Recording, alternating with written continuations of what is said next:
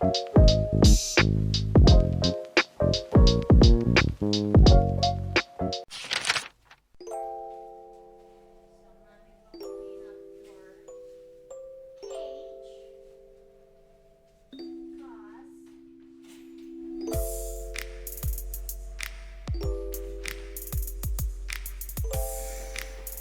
Remy. Can I have your toy? Can I borrow? Tignan mo. Ayaw niya ibigay sa akin. So, yan si Remy. Bagong ligo. Come to mommy. Come to mommy. Bagong ligo. No, I'm not gonna get your toy. Pinaliguan ko kasi gugupitan ko sana kanina. Pero kinulang na ako sa oras. Late na masyado. 9:00 na nga eh. So, nilinis ko yung paglalagyan ni Remy mamayang gabi. Kasi may sakit na naman siya. Yung usual na sakit niya. Kasi hindi siya kumain. Kahapon yata, kagabi. So, anong nangyari? Nag-LBM siya. Kanina, nung nilalakad ko siya. As in watery. Where are you looking? So, sabi ni Mikey, iyakat uli namin yung crate sa tabi namin. Kasi baka maya ko anong gawin niya sa carpet, Mariosep. So, yan. Ayun na naman siya. Pag hindi kumakain, ganun talaga siya. Nagbabamit siya. And then, nag-LBM siya. So, yun. Ang kwento. Ang oras, 9:00. Fresh na fresh yung hangin. Dito sa loob ng bahay is 22 degrees Celsius. Yan, mataas. Maliwanag pa rin siya, pero wala na yung araw. So, naglabas ako ng pork belly. Ito. I-ano ko na lang siya. Ibababad ko siya tomorrow pagkagising ko sa umaga bago ako pumasok. Kasi tomorrow is Thursday. Doon ako sa part-time papasok. Para meron kaming dinner for tomorrow. Yes, can I help you? Can I help you? I cannot give you treat because you're sick. GPT doctor is saying that don't give any treat for now. Pagluluto ko dapat siya ng boiled chicken. Kasi yun ang recommended ni GPT. Boiled chicken at saka rice. Pero binigyan ko siya ng rice. Para at kumain naman siya para at least may laman yung tiyan niya. And mag-normal na ulit yung kanyang poop. So, yun. What do you want? I cannot give you a treat because you're sick. No. If see mommy your normal poop, then I will give you. Not today. Okay? Not today. Thank you. No, it's mine now. It's mine now. You give it to mommy. Can I borrow your toy? Remy? Can I have your toy? Play with mommy? Yeah? Can I have your toy? Please? Can I have your toy? Can I have your toy? Wanna play with mommy?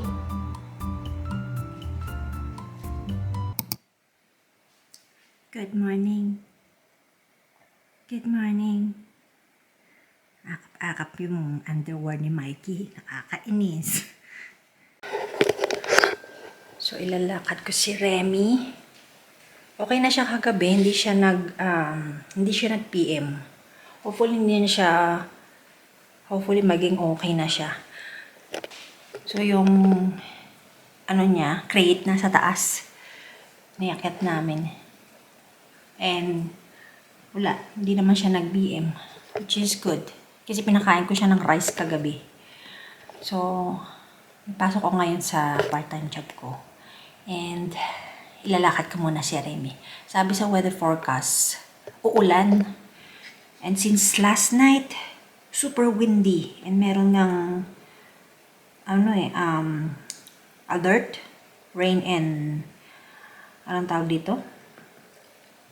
Wind. Tuesday morning. So, soon naman iinit. Positive 18.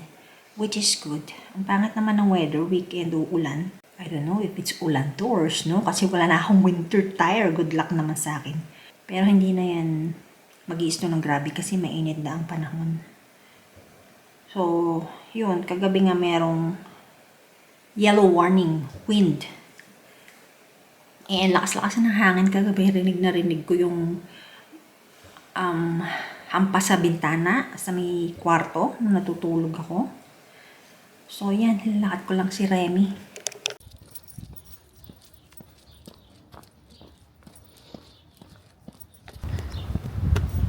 Lakas ng hangin. Super windy. Tingnan nyo guys yung puno. May mga dahon na siya. Nakakatuwa. Hindi ko lang alam kung may bulaklak yan. Kasi last year na naman. Tapos sobrang liwanag. It's 5:45 na. Let's go, Remy. Come on.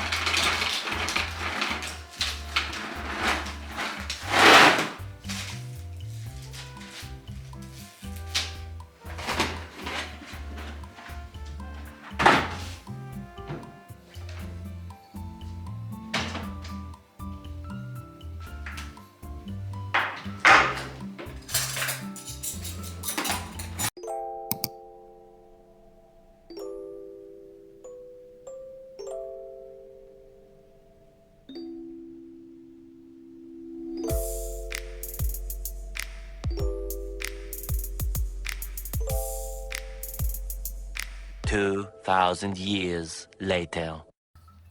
So, we're here sa garage. Dinidrain ni Mikey yung kanyang water tank heater.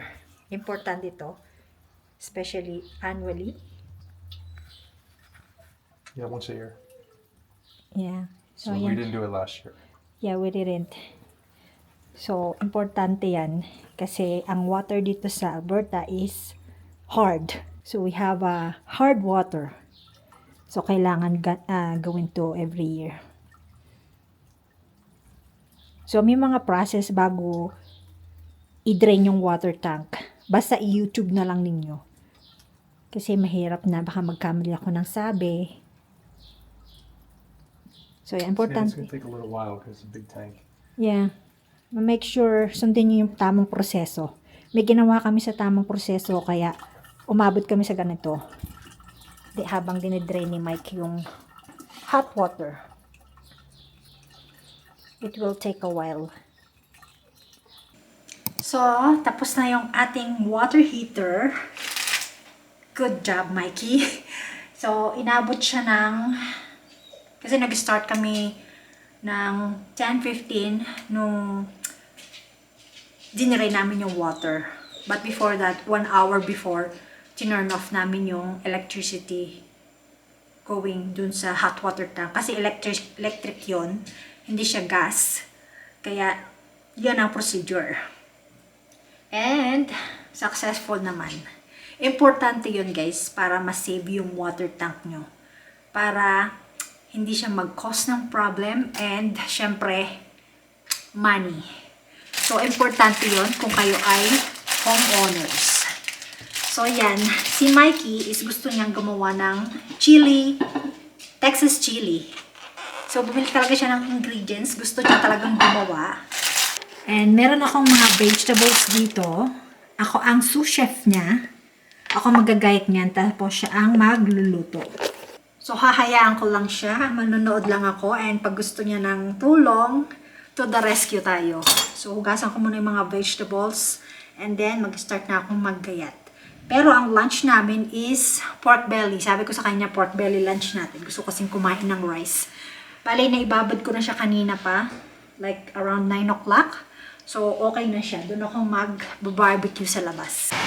Si Mikey is busy-busy sa measurement na kanyang mga spices.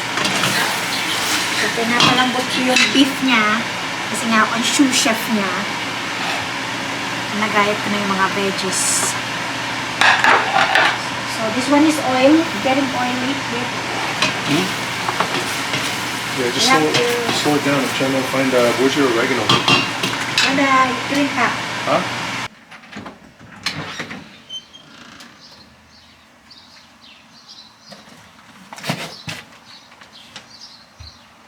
Babe, your tent is here. Huh? Your tent is here. I wanna bring upstairs. I wanna check if it's open. See if it's broken.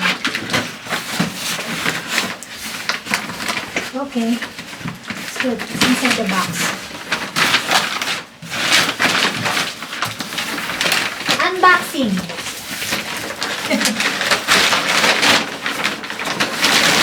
Cool. So, nag-order ako kagabi ng tent. Kasi wala kaming magawa ni Mikey kagabi. Sabi ko, mag-camping tayo sa summer. Gusto ko kasi mag-camping twice this summer. Lalayo kami. So, naghahanap kami ngayon ng lugar na pagkakampingan. So, nag-order kami ng tent. Para sa amin tatlo, this is good for up to 6 person. So, naka-sale siya. Tapos, free delivery kasi meron kaming discount. So, ang price lang niya is $99 yung binayaran ko. So, yan. Excited na kami ni Mike mag-camping.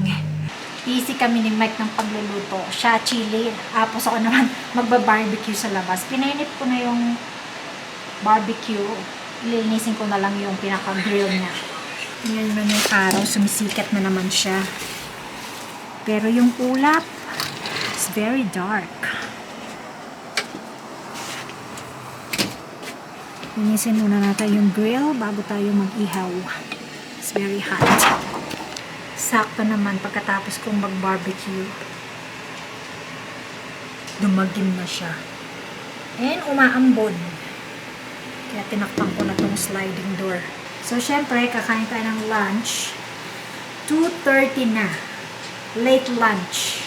And then, yung chili ni Mikey is still ongoing.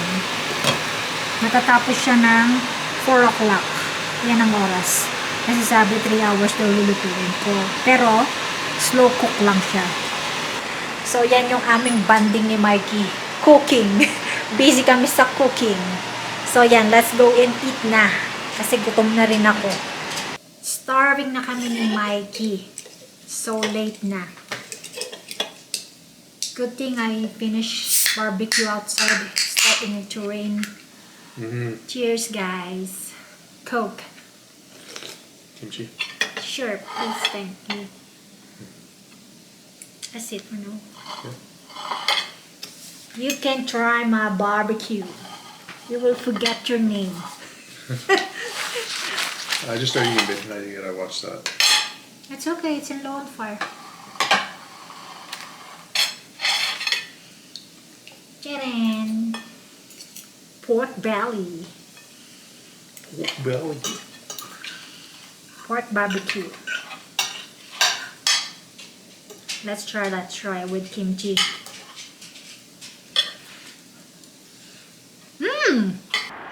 Yung ating weather is bipolar. Iinit, uulan, didilim. Tapos ngayon, madilim na naman siya. Oh, yun, naglalaro pa yung bata. So, heto na ang chili ni Mikey. This is a Texas chili na walang beans. Mukha siyang masarap. Kakain na daw si Mikey ng chili niya with garlic bread. Yan na ang dinner niya. Hindi ako sa kakain kasi busog pa ako since kumain ako ng lunch. Ang bigat-bigat ng tiyan ko. Ang oras is 7 o'clock. So yan guys, yun yung ating araw ng long weekend. Dito lang tayo sa bahay. And see you on the next one guys. And thank you for watching. Bye! Say bye, Remy! Hatching ka ng hatching! Hindi naman nahadjeng. Bye!